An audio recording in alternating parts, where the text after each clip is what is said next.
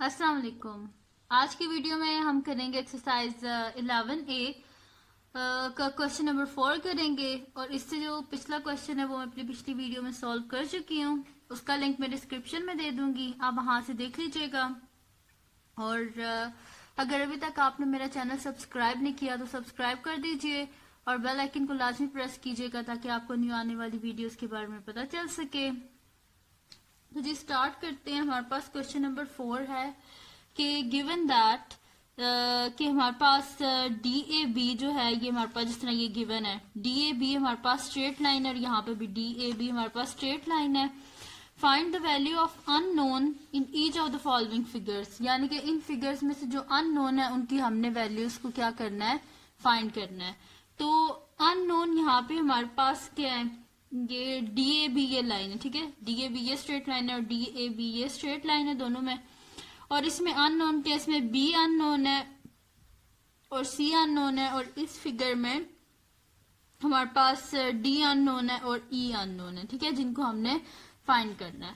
तो solution start करते हैं। पहले फिगर बी जो है इसको कर लेते हैं। ये वाला जो हमारे पास क्वेश्चन है सबसे पहले हम इसको सॉल्व कर लेते हैं, देन उसको करेंगे, ठीक है। तो सोल्यूशन लिख लेते हैं। पहले हम क्या कर लेते हैं कि ये देखें ये ट्रायंगल है ना, तो ये दरम्यान में से कट हुआ हुआ है इस लाइन से ए सी से, ठीक है। तो हम क्या कर लेते हैं, पहले ये वाला ट्रायंगल ले लेते हैं फिर ये वाला ले लेंगे, ठीक है। दोनों को फिर सॉल्व कर लेंगे हम अलग अलग सॉल्व करके अननोन की वैल्यूज को फाइंड कर लेते हैं, ठीक है। तो यहाँ से अगर हम बी की वैल्यू को पहले फाइंड करें तो यहाँ पे हमारे पास क्या एंगल्स हैं, एक 90 डिग्री, ये जो स्क्वायर बना हुआ है ये 90 डिग्री का एंगल है, plus B degree plus 50 degree, ये तीनों एंगल हैं, ठीक है। तो sum of 3 angles of triangle किसके इक्वल होता है, 180 डिग्री के। तो यहाँ पे हम लिख देंगे कि 90 डिग्री प्लस लिख देते हैं B degree plus 50 degree is equal to 180 degree, ठीक है। क्योंकि सम ऑफ तीनों जो एंगल्स थे ना ट्रायंगल के उनको हमने सम किया, तो वहां से हमारे पास क्या आ गया, 90 degree plus B degree plus 50 degree is equal to 180 degree. तो 90 प्लस 50 क्या हो जाएगा हमारे पास 140 डिग्री। तो B degree plus 140 degree is equal to 180 degree आ गया हमारे पास। हमें बी की वैल्यू चाहिए तो इस तरह से हम क्या करेंगे, बोथ साइड से सब्ट्रैक्ट कर देंगे 140 डिग्री। तो यहाँ से तो 140 डिग्री खत्म हो जाएगा और यहाँ पे क्या आ जाएगा माइनस 140 डिग्री, यानी कि B degree is equal to 180 degree minus 140 degree, यानी कि B degree is equal to हमारे पास क्या आ जाएगा 180 माइनस 140 40 डिग्री आ जाएगा हमारे पास, ठीक है। फिर ये तो हमारे पास आ गया जी। अब हमने क्या फाइंड करना है, ये सी डिग्री, ठीक है, इसको हमने फाइंड करना है। तो इसको भी हम अब क्या कर लेते हैं, ये वाला ट्रायंगल ले लेते हैं, 90 डिग्री 35 डिग्री और सी डिग्री ये ले लेते हैं, ठीक है। तो अब हम यहाँ पे लिख देंगे कि 90 डिग्री प्लस सी डिग्री, ये देखें 90 प्लस सी और प्लस 35, तो 90 डिग्री प्लस सी डिग्री प्लस 35 डिग्री और इन सब का सम किसके इक्वल आ जाएगा 180 डिग्री के। तो 90 प्लस 35 हमारे पास क्या आ जाएगा जी 125 डिग्री। तो C degree is equal to हमारे पास क्या आ जाएगा, sorry C degree plus 125 degree is equal to 180 degree. तो सी डिग्री क्या किस तरह आएगा हमारे पास, हम क्या कर देते हैं कि 125 को बोथ साइड से सब्ट्रैक्ट कर देंगे। तो यहाँ से जब 125 को सब्ट्रैक्ट करेंगे तो यहाँ से हम 125 खत्म हो जाएगा और यहाँ पे क्या आ जाएगा C degree is equal to 180 degree minus 125 degree, यानी कि सी डिग्री हमारे पास क्या आ जाएगा जी 180 में से जब हम माइनस करेंगे 125 तो हमारे पास क्या आ जाएगा 55 डिग्री, ठीक है। तो सी को भी हमने फाइंड कर लिया है, बी को भी फाइंड कर लिया, ठीक है। और ये जो फिगर थी इसमें हमारे पास दो ही अननोन थे, एक बी था और एक सी, जो कि हमारे पास अननोन थे और जिनको हमने क्या कर लिया, फाइंड आउट कर लिया। अब जाते हैं नेक्स्ट क्वेश्चन की तरफ। इसका सोल्यूशन लिख लेते हैं, यहाँ पे लिख लेते हैं जी हम सोल्यूशन, ठीक है जी। अब नेक्स्ट फिगर क्या है जी, इसमें अननोन क्या है हमारे पास ई और डी, ये दोनों हमारे पास क्या है अननोन है, इनकी वैल्यू हमने फाइंड करनी है, ठीक है। तो अब आप ट्रायंगल में ना कुछ बातें हैं जो आपको याद रखनी है, ठीक है। एक तो ये होता है कि जो हमारे पास होते हैं ना एडजेसेंट एंगल्स, जैसे कि ये जिनका कॉमन वर्टेक्स होता है, ठीक है, ये एडजेसेंट एंगल होते हैं, जैसे कि ये और ये आपस में क्या एडजेसेंट एंगल। तो सम ऑफ एडजेसेंट एंगल किसके इक्वल होता है, स्ट्रेट लाइन पे जो एडजेसेंट एंगल्स होते हैं ना उनका सम किसके इक्वल होता है, 180 डिग्री के।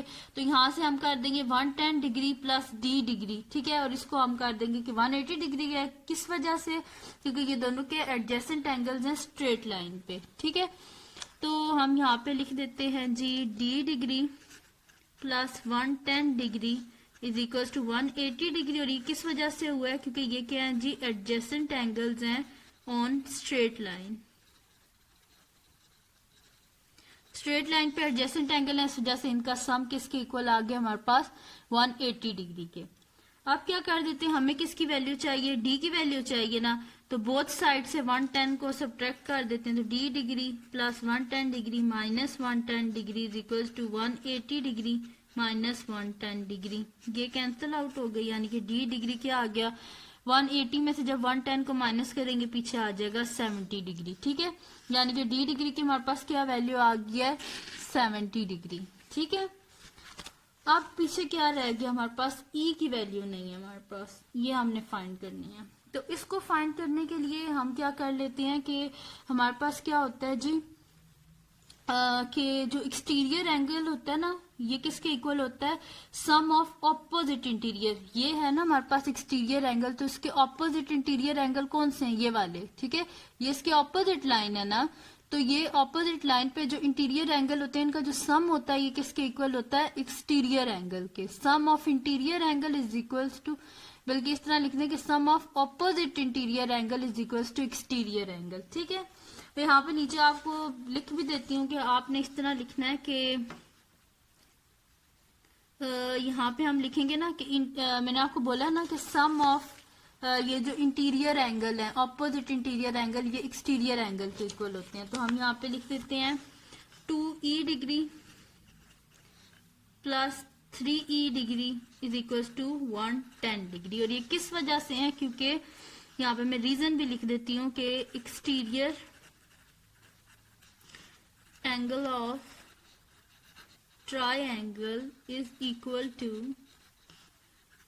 the sum of opposite interior angles, ठीक है जी। कि जो हमारे पास होता है ना एक्सटीरियर एंगल ऑफ ट्रायंगल वो किसके इक्वल होता है, सम ऑफ ऑपोजिट इंटीरियर एंगल।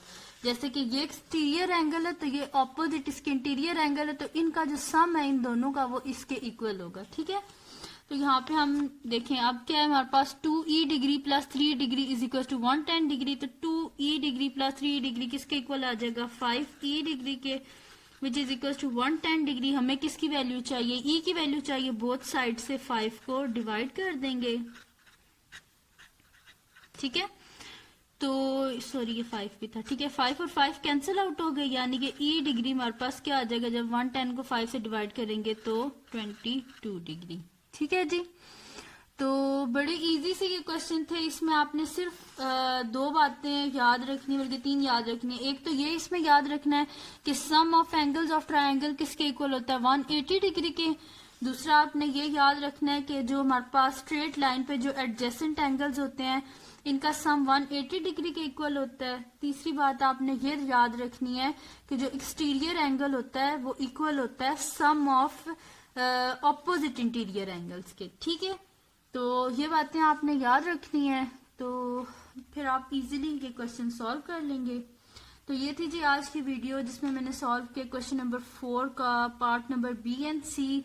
अब इसका पार्ट नंबर ए जो है वो आप खुद करने की कोशिश कीजिएगा, बड़ा इजी से है, बस ये इसी तरह सॉल्व हो जाएगा कि एक्सटीरियर एंगल जो होता है वो इक्वल होता है सम ऑफ ऑपोजिट इंटीरियर एंगल के, तो वो इजीली सॉल्व हो जाएगा आपसे। तो बस ये थी जी आज की वीडियो। अगर आपको पसंद आई हो तो इसको लाइक कीजिएगा, मेरे चैनल को सब्सक्राइब कीजिएगा और बेल आइकन को लाजमी प्रेस कीजिएगा ताकि आपको न्यू आने वाली वीडियोस के बारे में पता चल सके। और दुआओं में याद रखिएगा। अल्लाह हाफिज।